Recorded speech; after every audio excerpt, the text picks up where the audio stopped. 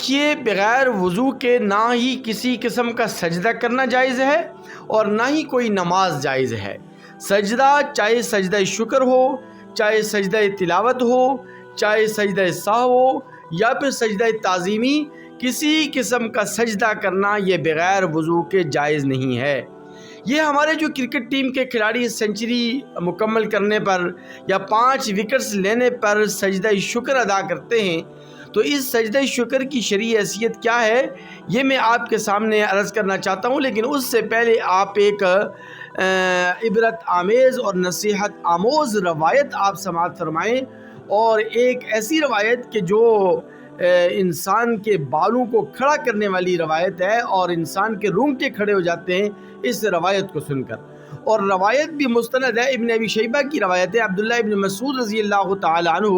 اس حدیث مبارکہ کے راوی ہیں۔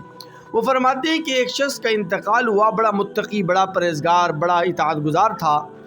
انتقال ہونے کے بعد جب اس کو قبرستان میں دفنایا گیا اور لوگ واپس آ گئے تو اللہ تبارک و تعالیٰ کی طرف سے حکم ملا کہ فرشتوں کو حکم دیا گیا کہ اس کو 100 درے مارے جائیں، اسے 100 کوڑے مارے جائیں۔ تو وہ شخص اللہ تبارک و تعالیٰ سے عرض کرنے لگا کہ یا ربا میری کیا غلطی، میرا کیا قصور، میں نے تو ساری زندگی تیری عبادت کی، تیری اطاعت کی، تیری فرما برداری کی، مجھے کس جرم کی سزا دی جا رہی ہے؟ تو لہٰذا یا ربا مجھ پر رحم کیا جائے اور مجھ پر یہ سزا ختم کی جائے۔ اللہ تبارک و تعالیٰ نے حکم دیا کہ اچھا اس طرح کرو کہ اسے 50 درے مارو۔ اس نے پھر التجا کی، پھر دعا کی اور رحم کی اپیل کی۔ اللہ تبارک و تعالیٰ نے فرمایا کہ اچھا اس طرح کرو کہ اس کو 1 درہ مارو، 1 درہ، 1 کوڑا اس کو لازمی لگاؤ۔ جب اس کو 1 درہ اور 1 کوڑا مارا گیا تو 1 درہ اور 1 کوڑا مارنے کی وجہ سے اس کی پوری قبر آگ سے بھر گئی اور وہ شخص اس آگ میں ڈال دیا گیا۔ جب افاقہ ہوا، اس آگ سے اسے نجات ملی، ہوش میں آیا، تو اس نے اللہ تبارک و تعالیٰ سے عرض کیا، فرشتوں سے پوچھا کہ مجھے کس جرم کی پاداش کے اندر یہ اتنی بڑی سزا دی گئی ہے کہ میری قبر کو آگ سے بھر دیا گیا؟ تو فرشتوں نے اسے 2 باتیں بتلائی ہیں، وہ 2 باتیں بڑی قابل غور ہیں۔ ایک بات تو وہی بتلائی جس کی طرف میں اشارہ کرنا چاہتا ہوں، اور جو بات میں آپ کو سامنے عرض کرنا چاہتا ہوں کہ ایک مرتبہ تو نے بغیر وضو کے نماز پڑھ لی تھی، قصدن اور عمدن۔ دیکھیے غلطی سے اگر کوئی بندہ جس کو یاد نہ ہو کہ میرا وضو ہے یا نہیں، اور غلطی سے بھولے سے اگر وہ نماز پڑھ لیتا ہے تو پھر تو وہ قصوروار نہیں ہے، پھر تو وہ مجرم نہیں ہے، پھر تو وہ گناہگار نہیں ہے۔ اللہ تبارک و تعالیٰ سے معاف فرمائیں گے، البتہ نماز کا اعادہ اسے کرنا لازمی ہوگا اگر اس نے بغیر وضو کے نماز پڑھی اور بعد میں یاد آیا، وہ ایک الگ تفصیلات ہے۔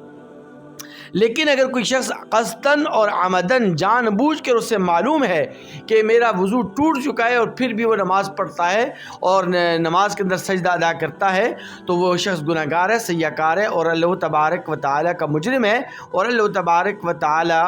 اسے سخت سزا دیں گے، جیسے کہ اس صاحب قبر کو اس وجہ سے عذاب دیا گیا اور اس کی قبر، حالانکہ یہ بندہ وہ تھا جو متقی و پرہیزگار تھا، عبادت گزار تھا، اطاعت گزار تھا، لیکن پھر بھی اس کو اتنا سخت عذاب دیا گیا کہ اس کی قبر کو آگ سے بھر دیا گیا۔ اور دوسری بات فرشتوں نے یہ بتلائی کہ ایک مرتبہ تیرے سامنے ایک مظلوم آیا اور مظلوم نے تیرے سامنے اپنی فریاد رکھی، تو اس مظلوم کی فریاد رسی کر سکتا تھا، تو اس کی